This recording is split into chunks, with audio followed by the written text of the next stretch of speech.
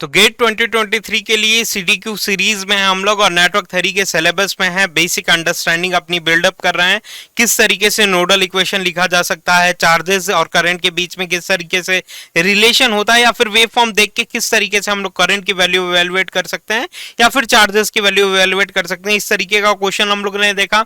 Mesh analysis किस तरीके से अप्लाई किया जा सकता है, सुपर नोड का फॉर्मेशन किस तरीके से किया जा सकता है, सुपर मेश का फॉर्मेशन किस तरीके से किया जा सकता है। सिमिलरली आज के सेशन में एक ब्यूटीफुल बेसिक कॉन्सेप्ट हम लोग देखने वाले हैं जहां पे पोलैरिटीज में आप लोगों को बहुत ज्यादा डाउट होता है।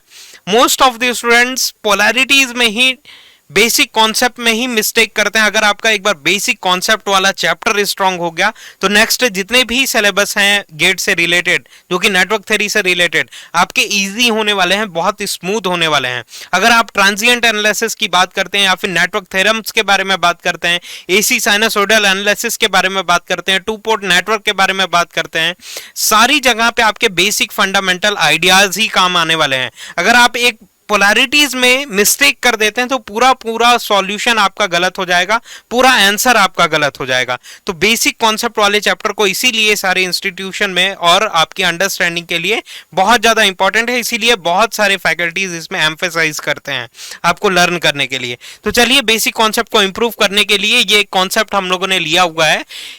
ये तीन सर्क्यूटरी आपको देखने के लिए मिल रही है। यहां पे आपको करंट्स की वैल्यू फाइंड आउट करनी है, किस तरीके से आप करंट्स की वैल्यू फाइंड आउट कर सकते हैं। इस सर्क्यूटरी में आप लोग ये ब्लैंक पेपर पे लिखिए और खुद से करंट का इक्वेशन लिखने की कोशिश करिए। इस आई एक्स वाई की वैल्यू क्या होगी, इस आई एक्स वाई की वैल्यू क्या होगी, या फिर आई वाई एक्स की वैल्यू क्या होगी, या फिर आई एक्स वाई की वैल्यू क्या होगी। ये सारी की सारी कॉन्सेप्ट आप लोग खुद से लिखने की कोशिश करिए, जिससे एक अंडरस्टैंडिंग आप बिल्डअप कर सकें, या फिर कोई भी स्मॉल से स्मॉल मिस्टेक कमिट करते हैं तो उसको रेक्टिफाई किया जा सके हमेशा और हमेशा के लिए। तो चलिए देखते हैं इनमें इक्वेशन किस तरीके से हम लोग लिख सकते हैं। अगर आप इस पर्टिकुलर सर्क्यूटरी में मेश एनालिसिस करना चाहते हैं, तो अगर सपोज करिए मैं करंट के फ्लो होने के डायरेक्शन में किसी भी पैसिव एलिमेंट में कोई भी करंट इंटर कर रहा है, तो उस पर्टिकुलर एलिमेंट में यहां पे मैं पॉजिटिव कंसीडर करूंगा, यहां पे नेगेटिव कंसीडर करूंगा। इस सारी चीजों के बारे में डिस्कशन ऑलरेडी हो चुका है। करंट इस डायरेक्शन में फ्लो कर रही है तो यहां पे पॉजिटिव कंसीडर करूंगा, यहां पे नेगेटिव कंसीडर करूंगा। करंट इस डायरेक्शन में फ्लो हो रही है, इसीलिए मैं यहां पे इस करंट के हिसाब से यहां पे पॉजिटिव कंसीडर करूंगा, यहां पे नेगेटिव कंसीडर करूंगा। क्या एक्टिव सोर्स जो कि वोल्टेज सोर्स है या फिर करंट सोर्स है, उसमें भी वोल्टेज और करंट की पोलैरिटी चेंज कर सकते हैं क्या करंट के फ्लो होने के डायरेक्शन में? बिल्कुल भी नहीं। यहां पे जो मेंशन है चीजें वो स्टैटिक रहेंगी, ये पोलैरिटी इनके चेंज नहीं होंगे। इसकी पोलैरिटी किस पे डिपेंड करेगी? इसके वोल्टेज ड्रॉप की पोलैरिटी करंट के फ्लो होने के डायरेक्शन पे डिपेंड करेगी। जितने पैसिव सोर्स हैं करंट के फ्लो होने के डायरेक्शन पे डिपेंड करेगी। अब चलिए अगर अब मैं केवीएल इक्वेशन लिखना चाहता हूं तो फर्स्ट पोलैरिटी अगर मैं इस डायरेक्शन में लिखना चाह रहा हूं केवीएल इस पर्टिकुलर मेश में, तो फर्स्ट पोलैरिटी करंट इस डायरेक्शन में फ्लो कर रहा है, इस डायरेक्शन में फ्लो कर रहा है, तो करंट के फ्लो होने के डायरेक्शन में फर्स्ट पोलैरिटी क्या देखने के लिए मिल रही है? माइनस देखने के लिए मिल रही है। तो माइनस मैंने यहां पे लिखा। देन इसकी वैल्यू यहां से यहां तक की वोल्टेज की वैल्यू Vx यहां पे मेंशन्ड है, Vx मैंने कंसीडर कर लिया। देन इस एलिमेंट में अगर वोल्टेज का वैल्यू लिखना है हम लोगों को, तो फर्स्ट पोलैरिटी करंट के फ्लो होने के डायरेक्शन में फर्स्ट पोलैरिटी प्लस देखने के लिए मिल रही है, प्लस आई एक्स वाई और आर। इस तरीके से यहां पे वोल्टेज ड्रॉप मैं कंसीडर कर सकता हूं। यहां पे करंट के फ्लो होने के डायरेक्शन में फर्स्ट पोलैरिटी क्या है? प्लस देखने के लिए मिल रही है, इसीलिए मैंने यहां पे प्लस ई का कंसीडरेशन किया। देन करंट इस डायरेक्शन में फ्लो कर रहा है तो फर्स्ट पोलैरिटी कौन सी देखने के लिए मिल रही है? फर्स्ट पोलैरिटी, ये फर्स्ट है ना, देन सेकंड देखने के लिए मिल गई, तो फर्स्ट पोलैरिटी अपने को वी वाई देखने के लिए मिल रही है, इज इक्वल टू 0। ये एक मेश इक्वेशन हम लोगों ने यहाँ पे फ्रेम कर लिया। अब करंट की वैल्यू अगर हम लोगों को यहाँ से चाहिए तो करंट की वैल्यू हम लोग सिंप्लीफाइड वे में यहाँ से फाइंड आउट कर सकते हैं कि आई एक्स वाई की वैल्यू कितनी होगी। तो ये V X minus V Y minus E divided by R देखने के लिए मिल रहा है। कोई भी डाउट है यहाँ पे? इस आई एक्स वाई की वैल्यू इस इक्वेशन से अगर आप कैलकुलेट करते हैं तो आई एक्स वाई को यहीं रहने दीजिए, वी एक्स उस तरफ चला गया तो नेगेटिव से पॉजिटिव हो गया, ये इस तरफ चला गया तो पॉजिटिव से नेगेटिव हो गया, जीरो के उस तरफ चला गया तो ये पॉजिटिव से अगेन नेगेटिव हो गया, और ये रेजिस्टेंस डिवाइड में आ गया, तो ये एक इक्वेशन हम लोगों को देखने के लिए मिल रहा है। मतलब करंट का इक्वेशन जब भी आप लिखते हैं तो यहां से लिखना चालू कर रहे हैं करंट का डायरेक्शन अगर आपको चाहिए तो वी एक्स पोलैरिटी आपने लिखा, देन आफ्टर वाली पोलैरिटी को आपको कंसिडर करना है कि यहां पे देखिए करंट के फ्लो होने के डायरेक्शन में बाद वाली पोलैरिटी क्या है, नेगेटिव देखने के लिए मिल रही है। करंट के फ्लो होने के डायरेक्शन में बाद वाली पोलैरिटी क्या है, नेगेटिव देखने के लिए मिल रही है। तो बाद वाली पोलैरिटी को आपको कंसीडर करना है। अब चलिए अगर मैं आई एक्स वाई की वैल्यू यहां पे लिखना चाहता हूं तो किस तरीके से मैं लिख सकता हूं, ये विदाउट केवीएल इक्वेशन लिखे बिना अगर मेरे को आई एक्स वाई की वैल्यू चाहिए, आई एक्स वाई की वैल्यू चाहिए तो मैं किस तरीके से लिख सकता हूं, डायरेक्टली मैं लिखूंगा वी एक्स। अब यहां पे देखिए यहां पे कोई भी पोलैरिटीज मैंने डिफाइन नहीं की हुई हैं, लेकिन अगर कोई भी पॉइंट अगर आपको मेंशन है तो आपको इस तरीके से कंसीडर करके चलना है कि करंट इस डायरेक्शन में फ्लो हो रहा है और फर्स्ट पोलैरिटी नेगेटिव आया होगा, देन बाद वाली पोलैरिटी पॉजिटिव आई होगी। तो सारे के सारे एलिमेंट्स में आपको बाद वाली पोलैरिटी को कंसीडर करके चलना है। तो वी एक्स के बाद और कौन से वोल्टेजेस देखने के लिए मिल रहे हैं यहाँ पे, क्योंकि I इज इक्वल टू क्या होता है, V डिवाइडेड बाई R, जितने वोल्टेजेस हैं डिवाइडेड बाय रेजिस्टेंस, तो हम लोगों का आई एक्स वाई की वैल्यू पता चल जाएगी। तो यहाँ पे वी एक्स मैंने लिख दिया।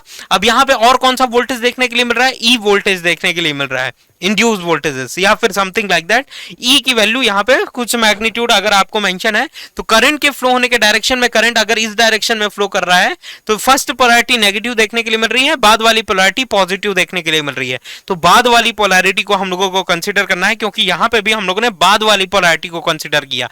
करंट इस डायरेक्शन में फ्लो कर रहा था, फर्स्ट पोलैरिटी नेगेटिव थी, बाद वाली पोलैरिटी पॉजिटिव, तो बाद वाली पोलैरिटी पॉजिटिव का कंसिडरेशन हम लोगों ने किया हुआ है। तो यहाँ पे भी बाद वाली पोलैरिटी मतलब कि प्लस ई का कंसिडरेशन करेंगे हम लोग। देन यहाँ पे भी ये एक पॉइंट है, तो यहाँ पे आपको कुछ इसी तरीके से कंसिडरेशन करके चलना है कि ये पॉजिटिव टर्मिनल नेगेटिव टर्मिनल यहाँ पे कहीं पे होगा इसका, तो बाद वाली पोलैरिटी को आपको कंसिडर करके चलना है, मतलब कि आप माइनस कंसिडर करेंगे ना कि प्लस। प्लस इस पॉइंट को हम लोग कंसीडर कर रहे हैं, नेगेटिव पॉइंट इसका कहीं अदर प्लेसेस में देखने के लिए मिलेगा।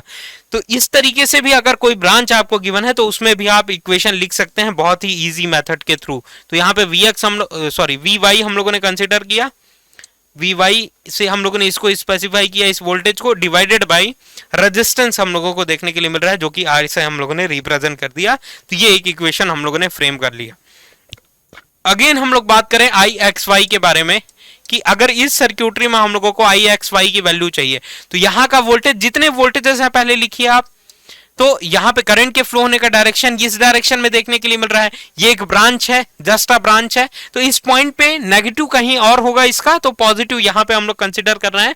तो नेगेटिव टू पॉजिटिव मतलब पॉजिटिव बाद में आ रहा है, बाद वाली पोलैरिटी का कंसिडरेशन करें तो अगर मैं यहाँ पे पॉजिटिव से स्पेसिफाई किया हुआ हूँ वी एक्स माइनस, अब देखिए करंट इस डायरेक्शन में जा रहा है तो यहाँ पे फर्स्ट पोलैरिटी क्या है, पॉजिटिव। यहाँ पे अगर आपने बाद वाली पोलैरिटी कंसिडर की तो यहाँ पे भी बाद वाली पोलैरिटी जो कि माइनस ई। अब ये भी एक पॉइंट है तो प्लस यहाँ पे होगा, नेगेटिव कहीं और पे होगा, तो मतलब बाद वाली पोलैरिटी आपको कंसिडर करनी है minus V Y divided by resistance से आप स्पेसिफाई करेंगे। इस तरीके से इक्वेशन लिखा जा सकता है। तो ये कुछ इक्वेशंस हम लोगों ने लिखा जिससे एक बेसिक कॉन्सेप्ट हम लोग क्लियर कर सकते हैं, पोलैरिटीज को अंडरस्टैंड कर सकते हैं। अब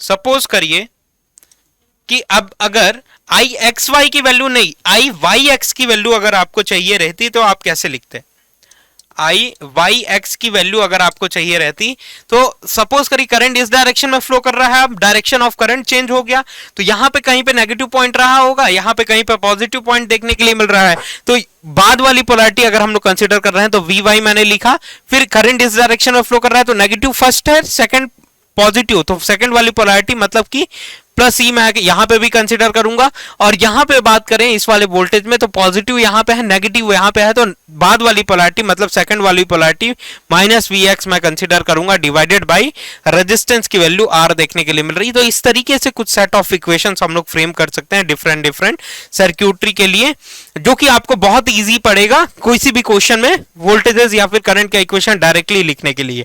आपको अगेन एंड अगेन केवीएल लिखने की जरूरत नहीं है, आप डायरेक्टली करंट की वैल्यू इस तरीके से लिख सकते हैं ये ब्रांच देख के। तो ये एक कॉन्सेप्ट की बिल्डिंग हुई। अब इसी पे बेस्ड कुछ क्वेश्चंस की एनालिसिस हम लोग करते हैं। एक सिंपल क्वेश्चन है, आपको कोई भी स्ट्रगल करने की जरूरत नहीं है, आप इजीली सॉल्व कर सकते हैं इस क्वेश्चन को, किसी भी स्ट्रगल करने की जरूरत नहीं है, विद इन अ सेकंड्स हम लोग आंसर तक पहुंच सकते हैं। तो इस क्वेश्चन में हम लोगों को find the value of Vx, इस नोड की वैल्यू की वोल्टेज हम लोगों को चाहिए। तो लेट्स से सॉल्यूशन अगर हम लोग करना चाहें तो नोड एनालिसिस हम लोग करते हैं, नोड एनालिसिस करते हैं। ये सारे बेसिक बिल्डिंग ब्लॉक है ना, अगर ये बिल्डिंग ब्लॉक अगर आपका सही है तो लेटर पॉइंट ऑफ टाइम जो भी गेट एग्जामिनेशन में या फिर जो टफ क्वेश्चंस हैं उसमें भी आप पोलैरिटीज इजीली लिख सकते हैं। और अगर आपकी पोलैरिटीज आपको पता है कि आपने सही लिखा हुआ है तो आपका सॉल्यूशन डेफिनेटली सही होने वाला है, नो डाउट। तो यहां पे अगर आप नोडल एनालिसिस करते हैं तो सपोज करिए इसको सॉल्यूशन में एक बार फिर से आपने उतारा, अब यहां पे मैं करंट्स का कंसिडरेशन कर रहा हूं कि इस ब्रांच में जो करंट जा रहा है वो I1 जा रहा है, इसमें I2 जा रहा है, इसमें I3 जा रहा है, और सारे के सारे करंट कैसे हैं, आउटवर्ड देखने के लिए मिल रहा है, आउटवर्ड देखने के। नोड एनालिसिस क्या कहती है, I1 plus I2 plus I3 is equal to 0। Algebraic sum of all the currents किसी भी नोड पे या फिर जंक्शन पॉइंट पे ऑलवेज 0 होते हैं, तो I1 plus I2 plus I3 की वैल्यू 0 होगी। या फिर इसको हम लोग इस तरीके से भी कम्युनिकेट कर सकते हैं कि incoming current is always equal to outgoing current आपको देखने के लिए मिलेगा। अब I1 की वैल्यू अगर आपको चाहिए तो यहां का वोल्टेज क्या है, ये इस पॉइंट को हम लोग पॉजिटिव पॉइंट, किसी भी पॉइंट को हम लोग यहां पे लास्ट सेशन में देखिए कि यहां पे ये एक पॉइंट था, इसको हम लोग क्या कंसीडर किए हुए थे, प्लस, इसका नेगेटिव कहीं और पे हम लोगों ने एज्यूम किया हुआ था, और करंट इस डायरेक्शन में जा रहा था तो नेगेटिव करंट के डायरेक्शन में फर्स्ट में आएगा नेगेटिव पोलैरिटी, देन सेकंड वाला पॉजिटिव पोलैरिटी देखने के लिए मिलेगा। सिमिलरली यहां पे भी हम लोगों को पॉइंट का कंसीडरेशन किस तरीके से लिख सकते हैं कि ये वाला जो पॉइंट है वो प्लस कंसीडर करेंगे, इसका नेगेटिव कहीं पे होगा, कोई दिक्कत नहीं है। तो करंट अगर इस डायरेक्शन में जा रहा है तो फर्स्ट पोलैरिटी पहले नेगेटिव रही होगी, बाद वाली पोलैरिटी Vx देखने के पॉजिटिव देखने के लिए मिल रही है, तो Vx हम लोगों ने यहां पे स्पेसिफाई किया। अब और कौन सा वोल्टेज यहां पे देखने के लिए मिल रहा है, ये वाला वोल्टेज देखने के लिए मिल रहा है, और ये क्या है, ग्राउंड पोटेंशियल हम लोगों ने कंसीडर किया हुआ है। यहां का वोल्टेज, ग्राउंड का वोल्टेज ऑलवेज 0 हम लोग कंसीडर करके चलते हैं। तो सपोज करिए मैं ग्राउंड का वोल्टेज कंसीडर कर दिया, सपोज करिए इसकी वैल्यू 0 वोल्ट हम लोगों ने कंसीडर कर दिया। और कौन सा वोल्टेज दिख रहा है इस करंट के फ्लो होने के पाथ में, ये एक वोल्टेज देखने के लिए मिल रहा है जिसकी पोलैरिटी बाद वाली पोलैरिटी को कंसीडर करना है, प्लस कंसीडर करूं या फिर माइनस, तो करंट इस डायरेक्शन में फ्लो हो रहा है तो फर्स्ट पोलैरिटी पॉजिटिव रहेगी, सेकंड पोलैरिटी नेगेटिव देखने के लिए मिलेगी, तो मैं सेकंड पोलैरिटी को कंसीडर करूंगा -4 डिवाइडेड बाई रेजिस्टेंस की वैल्यू 1 ओम आपको देखने के लिए मिलेगी। तो ये I1 की वैल्यू इतनी देखने के लिए मिली। I2 को अगर आपको लिखना है तो ये पोलैरिटी कि इसका नेगेटिव कहीं पे होगा, ये वाला पॉइंट क्या है, पॉजिटिव पॉइंट है, तो करंट के फ्लो होने के डायरेक्शन में जो पॉजिटिव पॉइंट है वो फर्स्ट पोलैरिटी या फिर सेकंड पोलैरिटी आपको देखने के लिए मिल रही है। इन द सेंस मैं यहां पे Vx कंसीडर किया एंड देन यहां का वोल्टेज क्या है, 0 है, और इसके रास्ते में और कौन सा वोल्टेज अवेलेबल है, ये एक सोर्स अवेलेबल है, तो करंट के फ्लो होने के डायरेक्शन में सेकंड पोलैरिटी मैं कंसीडर कर रहा हूं, ये Vx को सेकंड पोलैरिटी कंसीडर किया तभी पॉजिटिव आया। तो यहां पे भी सेकंड पोलैरिटी, करंट के फ्लो होने के direction, first polarity positive, second polarity negative, तो सेकंड पोलैरिटी कंसीडर करेंगे -2 डिवाइडेड बाई 1 ओम आपको यहां पे देखने के लिए मिलेगा। प्लस I3 की वैल्यू अगर आपको लिखनी है तो I3 की वैल्यू आपको मेंशन है, यहां पे कोई भी इक्वेशन लिखने की जरूरत नहीं है। यहां पे 2 एम्पियर का करंट देखने के लिए मिल रहा है, मतलब कि देखिए आप करंट को किस डायरेक्शन में एज्यूम किए हुए हैं, इस डायरेक्शन में एज्यूम किए हुए हैं, इसीलिए I1 plus I2 plus I3 is equal to 0 लिखा हुआ है, जबकि एक्चुअली करंट क्या है, 2 एम्पियर का इस डायरेक्शन में फ्लो हो रहा है, अपोजिट डायरेक्शन है, इसीलिए यहां पे प्लस लिख के माइनस में 2 एम्पियर मैं स्पेसिफाई करूंगा इज इक्वल टू 0। नाउ आप इजीली आप इसके सॉल्यूशन तक पहुंच सकते हैं, Vx minus 4 plus Vx minus 2 is equal to 0, तो 2Vx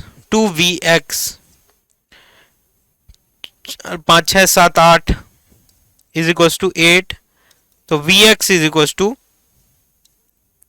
8/2 मतलब कि 4 वोल्ट आपको देखने के लिए मिलेगा। तो यहाँ पे किसी भी कोई स्टूडेंट को कोई भी डाउट नहीं होगा, ऐसी हम लोग आशा करते हैं। इजीली आपने Vx की वैल्यू इवेलुएट कर लिया। तो इस तरीके से आपको पोलैरिटीज में बहुत ज्यादा ध्यान देना है, इसीलिए मैं अभी तक बेसिक कॉन्सेप्ट में ही हूँ, पोलैरिटीज के बारे में बार बार डिस्कशन कर रहा हूँ कि पोलैरिटीज में आपका कहीं पे भी मिस्टेक नहीं होना चाहिए।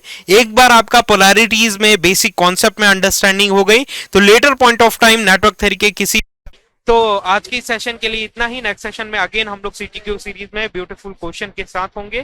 Thank you very much for this session.